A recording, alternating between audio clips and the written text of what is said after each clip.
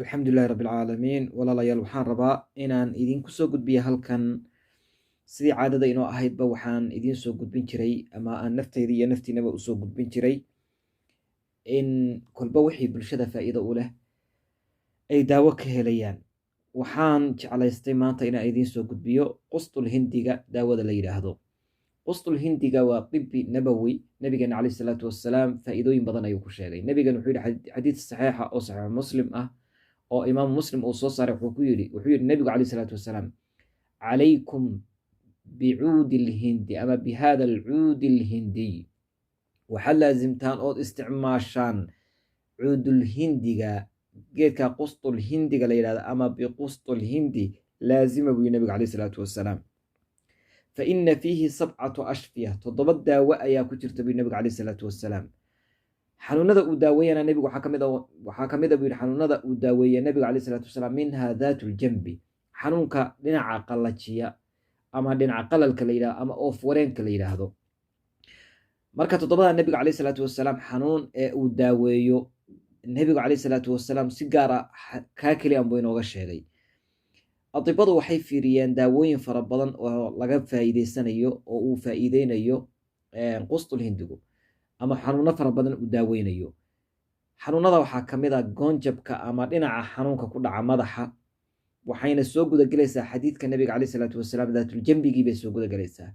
oof wareenka ama neef qabadka dadka uu ku dhaco, dhinaca qalalka dadka uu ku dhaco, haddii intii biyo lagu karkariyo lagu uumiyo oo qofku isku uumiyo ilaa uu dhidid ka imaado, way isteynayaan goonjab iyo dhinac xanuun madaxa oo dhinac xanuuna, dhafoorka oo xanuuna, dhinaca neefta oo qabata oo oof wareen uu ku dhaco, iyo bareesharka, waxyaabaha noocaasee dhinaca qalalka la yidhaahdo oo dhan buu ilaahay ku daaweynaya subxaanahu watacaala. waxaa kamid ah adibada mucaasiriinta hadda intuu xanuunkan jiray covid-19ka waxay leeyihiin rag waxaan aragnay adibo ah oo ka hadlaya oo sheegaya oksijiinkii dadkii markii waxba ka qaban weyday biyahan intii loo kululeeyey oo bahalkii lagu daray qustul hindigii lagu uumiyey markiiba qofku uu ku caafimaaday.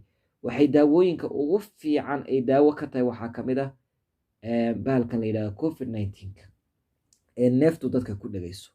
hargebka ayay daawo ka tahay, wax qufaca ayay daawo ka yihiin.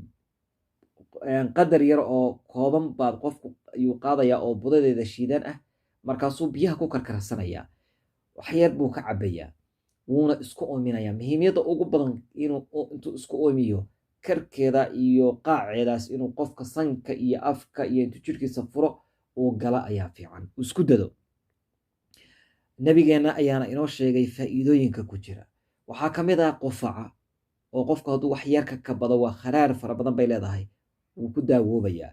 waxaa kamid ah malabka intii lagu darsado calool furan inuu sameeyo oo caloosha qofka calooshu dhaqaaq weydo oo calooshu fadhiisato inuu caloosha ku furo.